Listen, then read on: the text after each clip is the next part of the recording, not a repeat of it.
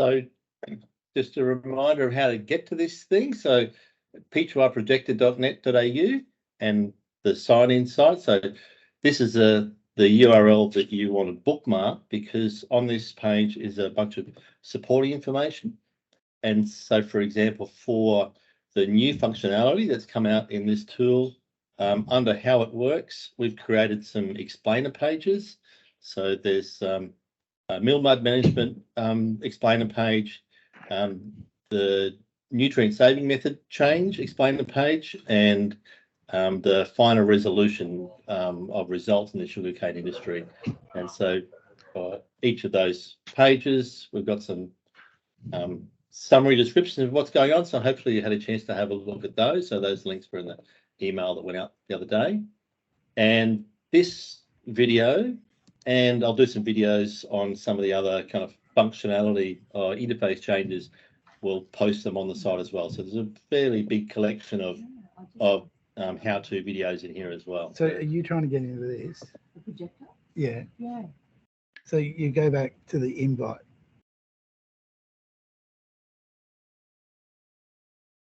All right.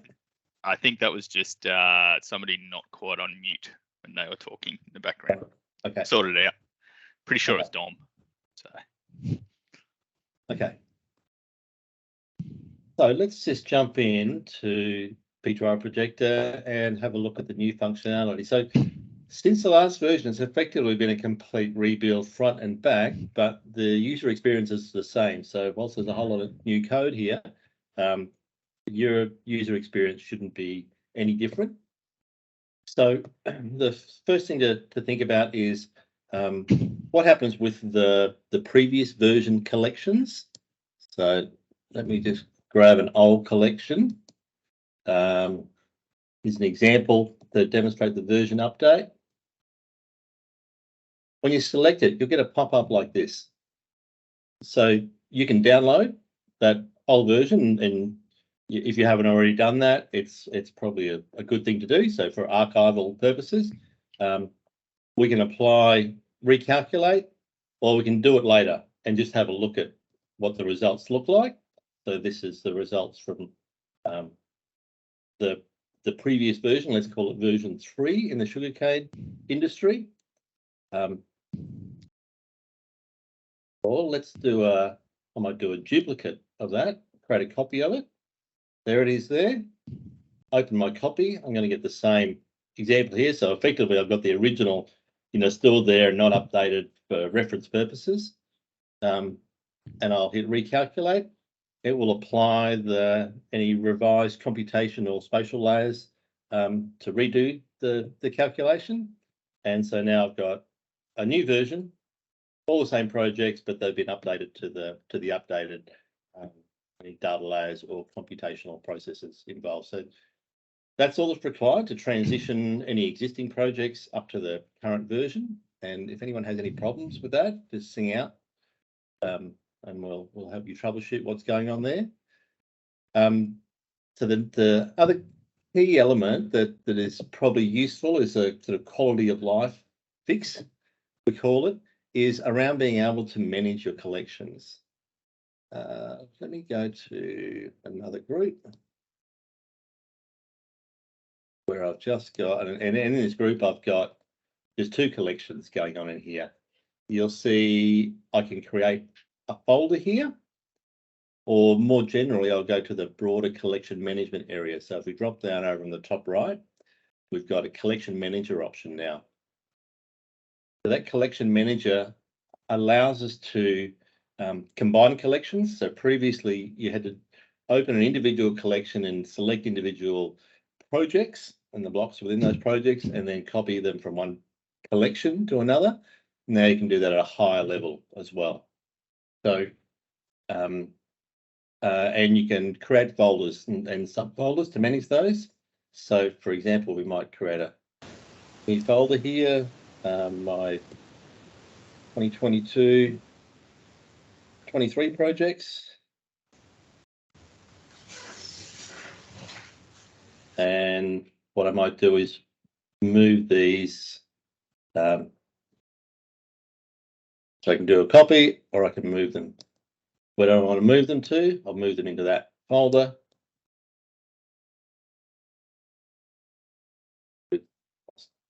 That's one at a time, moving them into that folder. Or I could do a bulk move. So if I open that folder up, I've got 2 in here.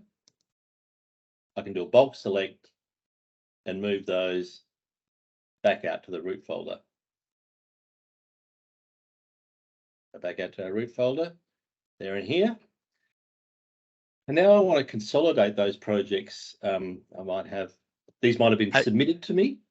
Sorry. Hey, Nick, is there any limit to how deep you can go with the folder structure? So No. If I've got 2023, I could have a cane and a grazing and a water, cane and grazing, and then I could have an atom and atoms play or whatever. Yeah, no problem. So we've got cane, and then in cane, we've got another folder, Vertican. Yeah, we can go as deep as you like. It's just as you might with Microsoft file and folder management.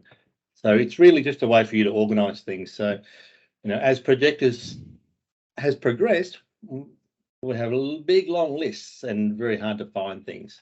And there's another level of filtering, if you like, because we have the notion of active projects, or active collections, so collections we're working on, and then we can submit collections to a parent organisation, or if you're a parent organisation, you can receive collections that have been submitted to you. So you can further filter by that. So you can just look at the active and submitted, or submitted to me. So they're saying, I want to see all the collections or a subset of those.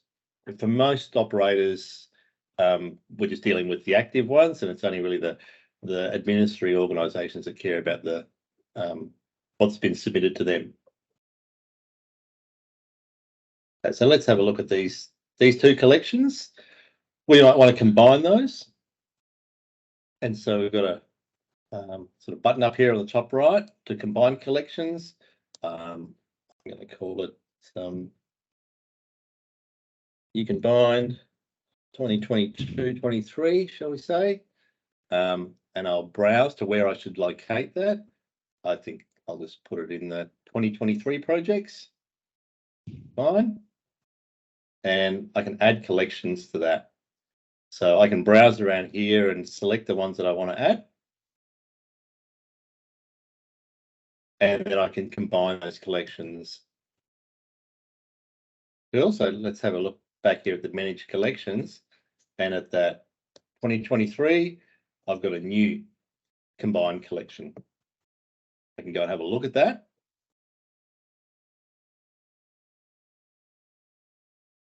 And I can browse to what the original collections are. So I've got this one set, then another set, same area, slightly overlapping. And then when I've combined those 2, I've got a new combined collection of all that consolidated stuff. So hopefully that kind of streamlines the process of managing collections of projects, combining those projects, and being able to file and archive them. And then there's an additional level of functionality, which is principally for sort of parent organisations, administrators of funds, the Spatial Wrangler. And I won't go through the details of how this works today, because it's really only going to be of interest to a couple of people. So if this is a thing that's of interest to you, Adam's happy to run you through how that works and why that works. So just quickly with that one. So that this is a tool that that we originally had built to help us process our data in the report card world. We've decided to bring it into Projector and make it available to other people, because it is of use to some of your organisations that are, your funding groups kind of thing, or your parent groups. And essentially what it does is it deals with, on the screen there, you see there's 2 projects and they overlap. It deals with those overlaps, so you're not double counting that overlap area and the sediment saving or the DIN saving or whatever from that overlap area. So if you want to know the cumulative impact of the work for a particular year or the cumulative impact of the work over several years, this one does that.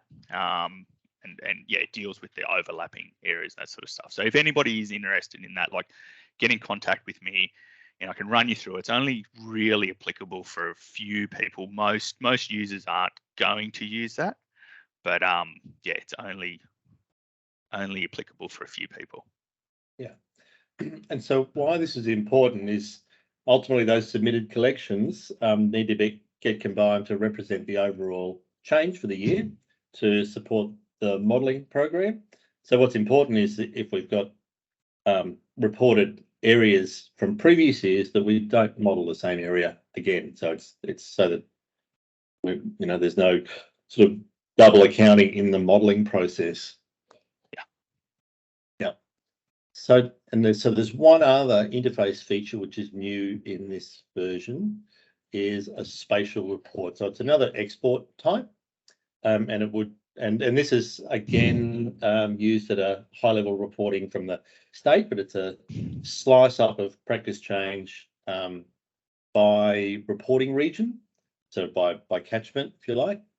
And whilst that's used for high level reporting, there's no reason why it shouldn't be publicly available as well. But again, that's likely to be limited to a few users. Okay, that's all I really wanted to cover. Yeah, Nick, I got a question. It's Kevin Bowden. Has any work been done on the spatial exports to configure the attributes that are coming out to be more useful, or? In terms of, Kev, what are you looking for? Well, you know how you and I have had those discussions about how everything's grouped together under. Oh, okay. Results. Yes. Yeah. So this. The spatial export used to have all of the results in one column, which you couldn't really, so in terms of DIN saving and all that sort of stuff. So that's now broken up, and I think there's like 60 columns or something like that now. So that one column that was, all concatenated together, we've broken that up. So that's all available sitting out there now. Excellent, thank you. So you can point a Power BI straight at it, and it can, a few little bits and pieces in Power BI, and you can pull out, you can start creating really cool dashboards and stuff with that data now. Okay, so probably so they're the user interface things that Nick just went through there. So there has been a couple of extra methodology changes in the back end, and in the email that was sent around yesterday, there was some links to a couple of pages, and I want to just quickly go through these and show you what these are. One second, I want to pull that back up. Okay, my screen sharing, Nick? Yep, gotcha. Yeah, cool. So there's three methodology changes in the back end. So one is this nitrogen loss risk index. So that it's basically the way we put people their nitrogen in sugar. So these are limited to sugarcane.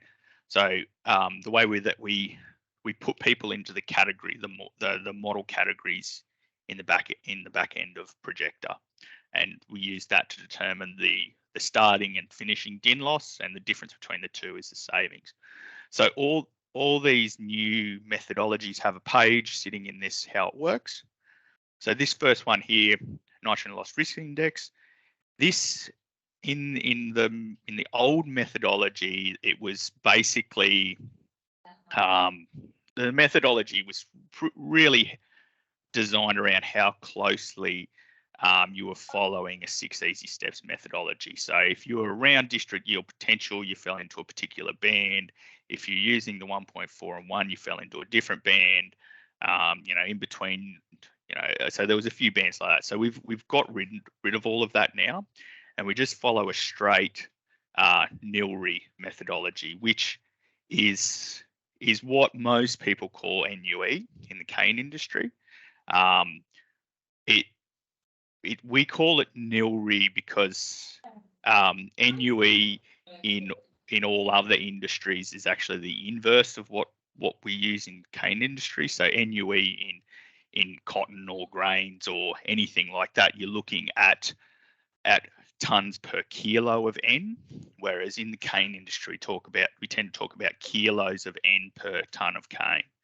So it's a little bit different. So this table here, so we essentially started with the original 6 bands that we had in the old tool, and we've now expanded it through to, I think there's 20 there or 22 or something like that, Nick, from memory.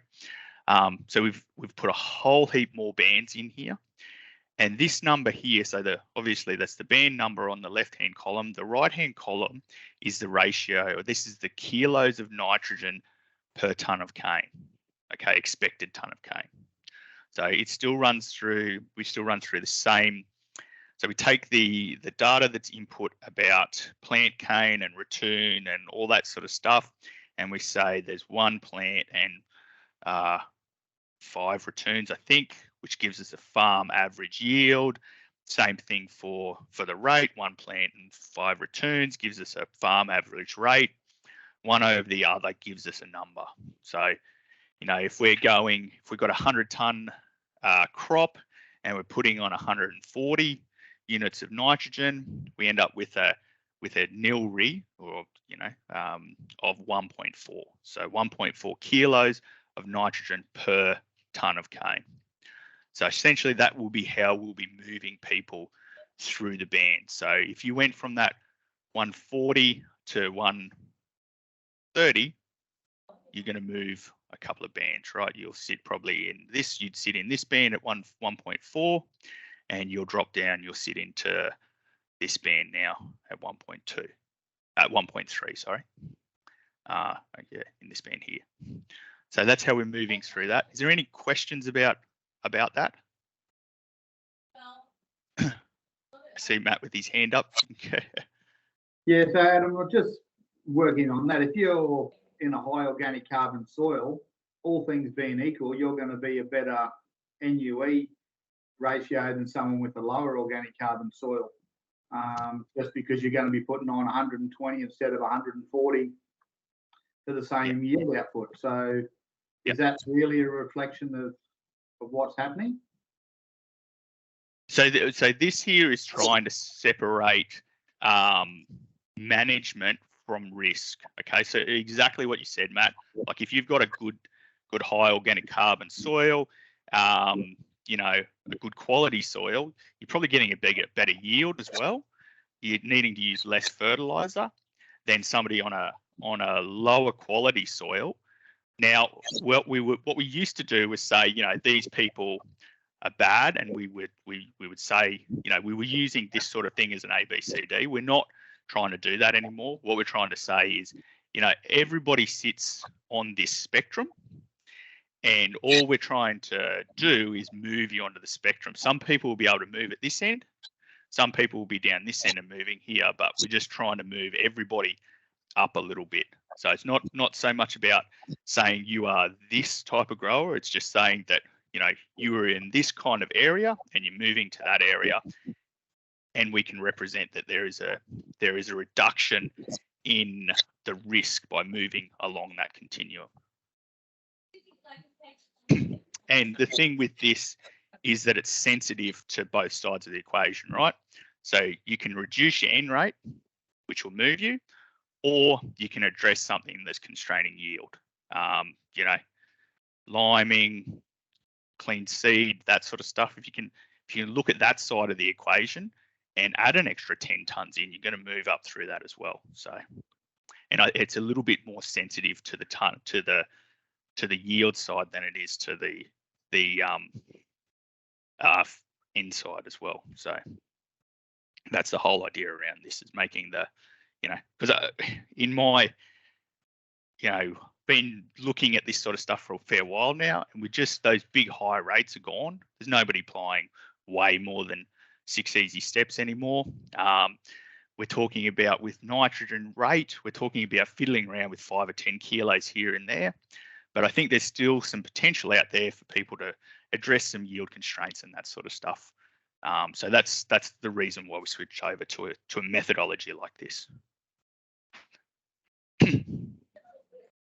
The additional smaller steps, and I guess you'll get to that as well, Adam, is important. But in your example you gave, previously that change would have been within a band. So you're getting more discrimination here. So effectively, 5 times the resolution or 5 times the sensitivity of response. Yeah, exactly. So, you know, as everybody knows, in the old system, there's times when you can drop 20, 30 kilos of nitrogen and not actually get a DIN response, which meant you weren't actually moving from one band to the next. So this one here is much more sensitive. We're talking down 5 kilos of N kind of thing for most of the bands to be able to move between. Okay, so the next one, we might just move into the next one about. So now that we've got these more steps here, we haven't done any additional. Which one is it? Minor resolution. So there's no additional modeling to model all of these additional steps in here. What we've done is we've gone through a process gone through a linear interpolation process. So basically, because we already know we have a DIN loss for those original bands. So the 1, the 2, the 3, the 4, we know what those bands are, but now we've added a 1.1, a 1.2 and a 1.3 and all that sort of stuff in there. We didn't have any additional modeling in there to represent that. So what we did is we run through this linear interpolation method, which there's a worked example here and run through it. And if you're interested in that sort of stuff, feel free to read it. But essentially what we do is, rather than say your 1.1 has a DIN loss of say 5 kilos. If you're halfway between, and 2 has a DIN loss of 10 kilos, if you're halfway between them, then you have the losses halfway between them, which would be at 7.5. So we look at both the before and the after, and whatever band you fall into based on that NILRI, and we say you're at that particular one. We look up the model runs that sit on either side of it and say, okay, you're 3/4 of the way, or you're half, or you're a third, or whatever you end up being between those two bands. So you will get the value that is halfway or 3/4 of the way between those two values.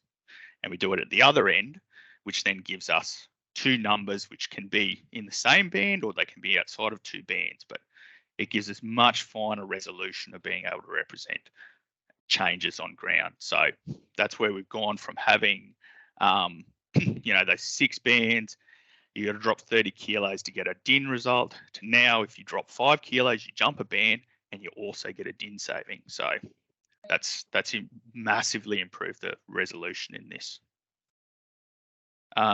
Aidan's got his hand up.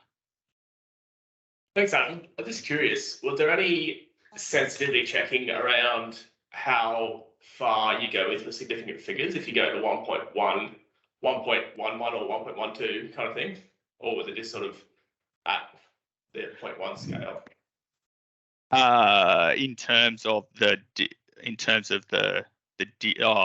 bands we put in there. Interpolating, I suppose, and the bands you're putting in. Well, so it's just a simple interpolation model, okay? So that there's infinite numbers between two numbers. So there's infinite numbers between 1 and 2, and you can produce a number from any of those. So what we originally we were going to use the direct one, but we put it into bands because we're looking up model runs, okay? So the model is just a model, and it's probably not appropriate to use it down to grams of DIN. It's probably not appropriate to say that you've dropped half a kilo of nitrogen, so you get 3 grams of DIN saving. I don't think we have the confidence in the data to be able to say that, so we decided to put it into bands which represent roughly that 5 kilo drop in nitrogen, which is, you know, probably around the limits of detection, even in the paddock, you know, it changed, you know. So that's where that came from. And there's also the limit of comfort from the paddock models from which we draw the results as well. So yes, it's unrealistic to assume a straight linear interpolation with infinite resolution. So we've gone from 1 lump to 5 in a subcategory. So we've increased it by 5, and that was kind of a pragmatic, comfortable place, I guess, that provided value both for the users of P2R Projector, but also didn't try and stretch the modelling beyond, you know, what it was reasonably appropriate to do. Yeah, Matt, you got your hand up, mate. Yeah, just I see with this final resolution, I know down this southern region we're a bit different. We haven't had any projects since 2019, but I remember then we had a large number of projects that, when reviewed, had no practice change or no changes were recorded. With this final resolution, is there an opportunity to potentially relook at those projects and see if there's any changes that may occur in terms of improved nitrogen outputs or a reduction in nitrogen outputs from the farms and those sorts of things? We'd probably have to think about. I'd have to think about that, Matt, because that's not really a projector thing. That's more of a paddock to reef thing. Yeah, I'll have to think about that. And I might have a chat to you about it. There, you know, we're kind of in a new phase with paddock to reef. The old reef water quality improvement plan's finished, and we're moving into a new one. So that does have some impacts on the way we deal with projects. But yeah, I'll have a chat to you about it. We'll take that offline, Matt. Yeah, no worries. Yeah. The converse could be said as well. So projects were previously went from just above one band to just below one band, maybe overrepresenting as well. So it's the sort of thing you want to address the whole collective body of work if you want to do a retrospective consideration. Yeah, and that's probably something worth noting. So when we first built this methodology, we had it sitting in a testing environment, and I ran quite a lot of testing on it to make sure it wasn't doing weird things. And so that involved loading up quite a lot of collections that were previously reported to us. So I have access to them. I load them up and have a look at it. And what I generally found was, if you look at, so I created a collection which had, I think it had 200 projects in it, cane projects in it. And I went through and I looked at every single, and I selected ones that had, every single one of those had a nitrogen rate change or a yield change in it. So every single one of them had a change in the nitrogen area there that I'd selected. I loaded them up, and in the old projector, I think I got about 60% of those didn't move to another new band. Okay, so 60% of those projects didn't have enough practice change from moved from one band to the other. So they got a 0 result in the old projector. When I pulled them over into this new version, that dropped right down to about 13%. So far more projects were recognised, were picked up in this, and far more projects had a result in it. Now, the amount of DIN saved increased a little bit in the new version, but only by about 300 kilos. So I think it was at like 8,800, I think was the old number from that collection. And then the new one, it jumped up to 9,100 or something like that. So it did increase it as overall as a collection, it slightly improved it, but not massively improved it based on those, like massively more projects reported a practice change. So, and what that would have been is that in the old version, it's over-reporting the DIN saving on a lot of projects and obviously under-reporting on a lot as well by saying 0. So now with this new version, it's more accurately, or using a finer resolution. So the DIN saving on some individual projects, you'll notice when you load new collections, you'll notice some individual projects the DIN saving will have reduced. But the number of projects available to get a DIN saving now will massively increase. Okay, so the last thing I want to talk about is there's some changes to the way MillMud savings from MillMud management will be displayed and calculated. So in the previous version, MillMud essentially translated to a rate. So we asked you about the management and we essentially translated it to an application rate of mud onto a paddock into the model. Now, when those application rates change from region to region, but let's say one was 150, 100, and then down to 50 kind of thing. It's different for each region, but that's essentially what it looked like. So when you reduced the application rate in mud, there's obviously nitrogen in that mud. So as you reduce the application rate, you reduce the amount of nitrogen going on. So you reduce the losses on that particular farm. So that's probably true for that particular farm, right? You put less on, there's less available to lose. What Projector was then saying was, if we've got 10, 20 projects doing that same reduction, the amount of DIN at the end of the catchment was less.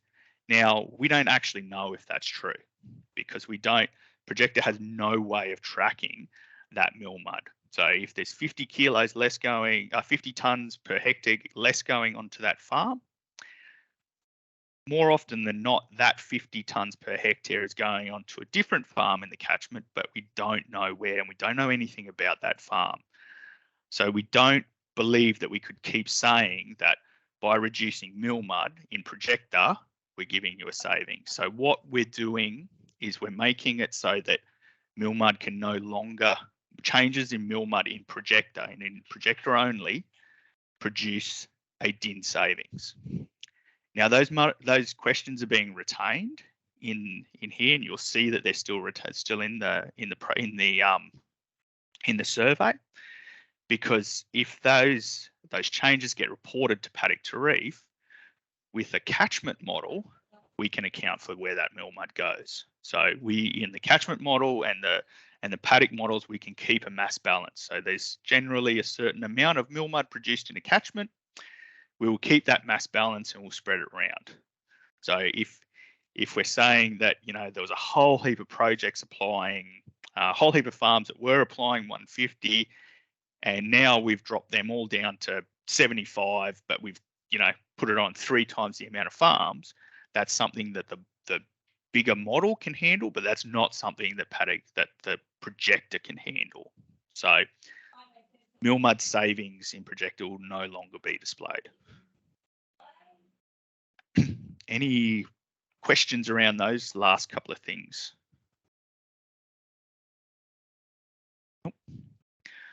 I guess they're probably the big thing. They're the big major changes, Nick. There are a few little smaller changes happened in the back end around the way things export and the way things import, which aren't, just sometimes it exports with an underscore rather than a decimal point between 2 values. So we've made a few other little bits and pieces changes like that, but they're kind of the main big ones that we wanted to cover. I guess we'll open it up to a general Q&A. If anybody has any other questions about the updates or any other Projector questions, we're here to answer. I was keen to do a quick update on the Reef Credit Projector as well. So maybe I've got a couple of slides. Maybe I should give that and then questions around that as well. What do you think? Yeah, I guess so. because I presume there'll be people in the audience who will want to know about what's going on and what the implications are for reef credits. And let me share my screen.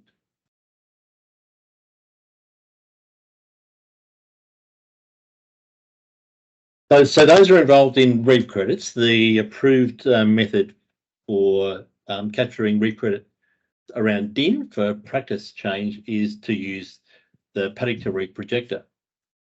The problem with this, and when the version changes, so from an accounting perspective, a reef credit project will go for 10 years, and you don't want the method of calculation to change over that reef crediting period.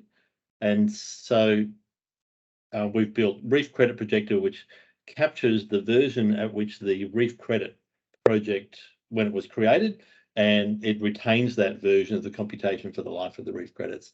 So what matters is we've got a few reef credit projects kind of that need to be grandfathered, if that makes sense. So they've been built with the version as of last week, and so they need to be locked to that version for the ongoing life of that project. And then for new projects created from now, they'll use the current version. So whenever a new project is created, it'll use the current version. There's an additional opportunity going here.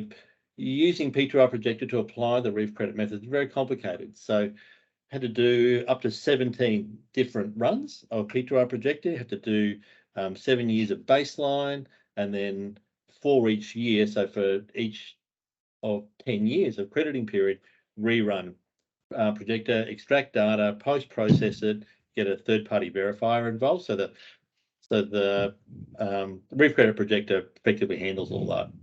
So its role here is to be able to facilitate between the project brokers, if you like, so those who are designing the projects, and provide an automated use of the computational method in P2R Projector and deliver that to the market administrator with confidence, and via the third-party verifier process.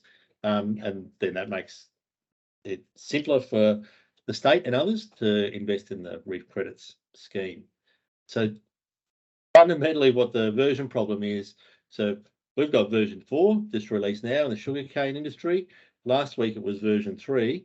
What we do in P2R Projector is when you open a version 3, you have that version migration process goes on, and everything from now on is a version 4 project.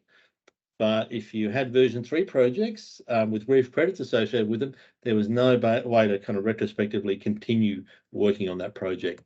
So effectively what the Reef Credit Projector does, it locks the version at the time of the project creation, and that persists for the life of the project.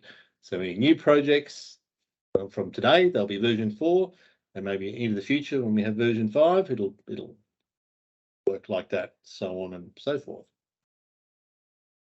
That's probably enough. We're at the stage of internal testing with the Reef Credits Projector, and the anticipation is to have it publicly available early in the new year.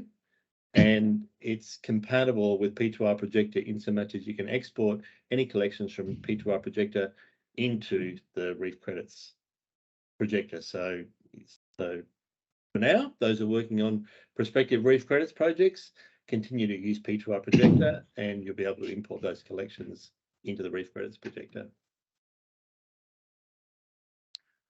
Yeah. I was just looking at some of the people who are in here as well, and it's probably worth just a quick update about some future things that are coming in the pipeline as well. So some people who are working in bananas and grains have probably heard that we're working to improve the sensitivity of how, well, we're working to improve both of those modules. So working with the modeling teams to create a well, they've migrated the model, which is, so those two models are running Howleiki. So they've migrated that model now to migrating that model now to an online platform. So previously, the way that those commodities, and cane's is still done like this, is in the back end there's a database of pre-run model results there, and what the tool does is it looks that database up and it gets a pre-run result for that practice type on that soil in that region. And essentially what it does, what will change for grains and nanas is that we will actually run the model for the unique combination of practices that you feed in there. So it means that things like nitrogen rate in bananas, at the moment, nitrogen rate in bananas is quite wide bands. Talking 100 kilo bands, is not very sensitive to change. You will actually put the nitrogen rate in.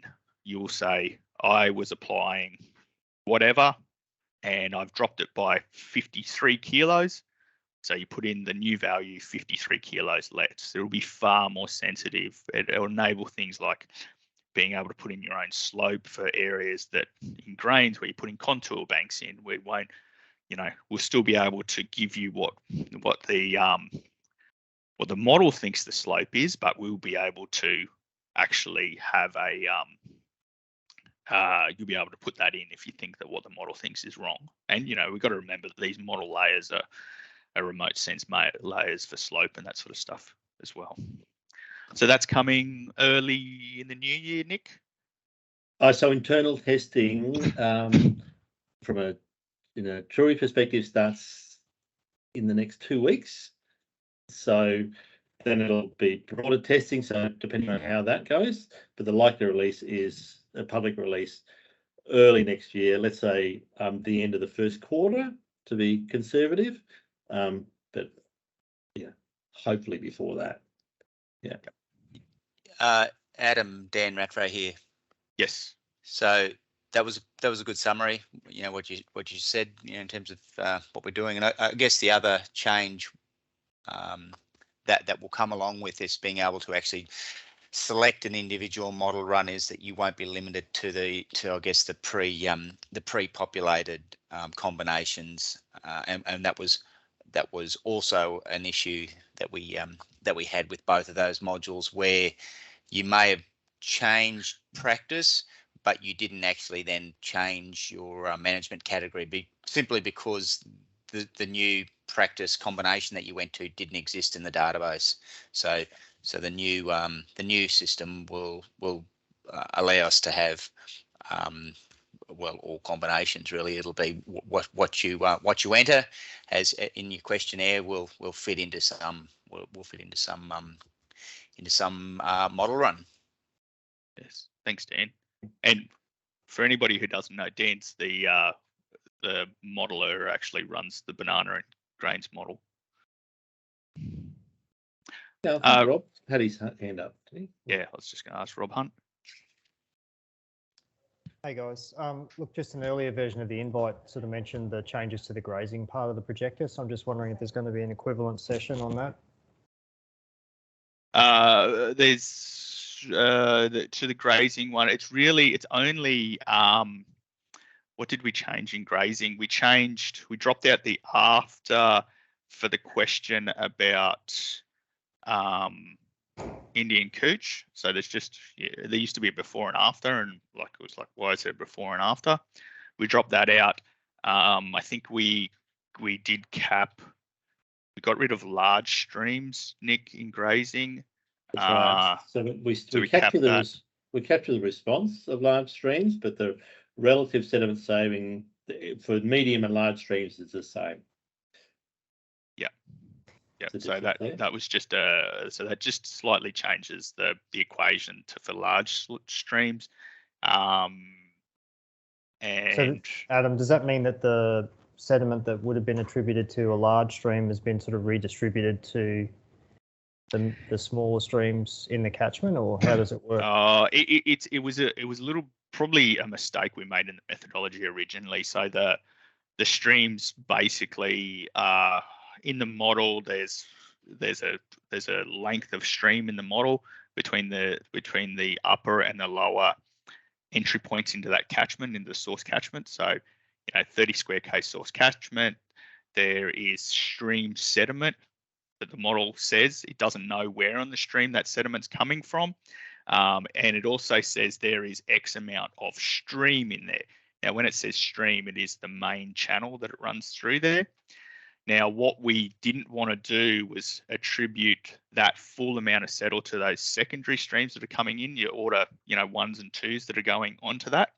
So we wanted to scale back that. So we say that is 10% of the sediment loss of the mainstream, but we also put in there that large streams is 10%, is 10 times more. No, it's 10 times less, 10 times more for large streams. Now, large streams don't exist in each of those catchments because the stream that runs through there is the stream. If it's large, it's large. So, but those small streams exist. So there was never large streams in those catchments that weren't in the model. Basically what I'm trying to say, not confuse people. So that was the change in grazing, and I think there's some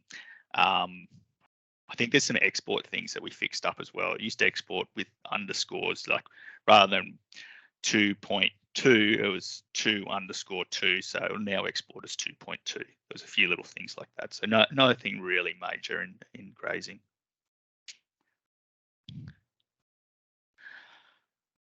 Okay, any other general questions for people?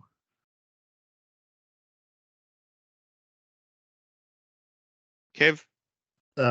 Just on that, Adam, the banana survey has one of those underscores in the export for question 5, I think it is. If that could be rectified, the rest are good. All the other questions come out as expected. But I think it's question 5 has an underscore. Yep. Excellent. Noted. I'll check that probably has been updated. So we went across all of these just to make consistent That'd be good. formatting, but I'll check that question 5 there. Thanks. Okay. Xanthi? Hi, Adam. Hey. Just following on from the question about the grazing component, those small changes that you were talking about before, those updates, are those supposed to, or are those expected to impact the sediment savings final value that comes out of the projector? Because I'm finding there's a discrepancy between what I had yesterday and what I had today when I recalculated it. I just would like to, if it's changed, that's cool. But it's nice to know like the background to that, that's all. Is that stream stuff? The stream stuff might have reduced. I don't know about the other stuff. Shouldn't have, but no, I hadn't changed anything. It was just other than like yesterday I went in and the export was this much, and then today I went in and the export was a different amount. Do the projects include stream bank work, or is it hill slope related? No. Okay. No, So the hill slope calculations haven't changed.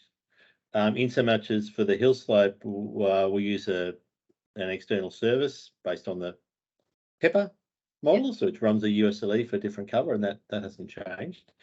So let me follow up with the service provider there to make sure that nothing's changed on their end. Yeah, we'll if you I might talk to you after this, Anthony, and try and find out what's going on there, see if we can work out what's going on. It'd be great to have an example project area just to make sure that maybe an underlying cover layer hasn't changed on their end. But, Okay. All right. Yeah. All right. I'll chat to you after if you like. That'll be. Nick, and we'll try and work out what's changed. No, that shouldn't have changed. So if something has changed there, then we'll try and get to the bottom, work out why it's changed. Yeah, cool. Great, thank you. Okay then, guys. there's no further questions, I guess we can wind this up. If you do have anything else comes to mind, or you do find weird things that it's doing, please let us know, so we can fix it as soon as we can. So yeah, thanks everybody for attending, and unless you got anything else to say, Nick?